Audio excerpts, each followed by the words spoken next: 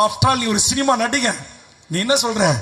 என்ன முதலமைச்சர் சார், என்ன முதலமைச்சர் சார், என்ன அங்கிள், என்ன அங்கிள், என்னடா நக்கலு? வா களத்துக்கு வா.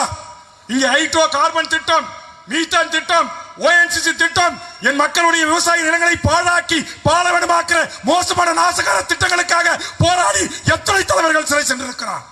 சாவு வீட்டுக்கு செத்து போன வீட்டுல யாரு இழப்பு கொடுத்தானோ, யாரு புள்ளிய பறி கொடுத்தானோ, பொண்டாட்டிய பறி கொடுத்தானோ, மகளை பறி கொடுத்தானோ, அந்த பறி கொடுத்து துக்க வீட்டுல உட்காந்துருக்குன பனையூருக்கு கூட்டு என்கிட்ட உங்க துக்கத்தை கலந்துகிட்டு போங்கன்னு சொல்ற நீங்க.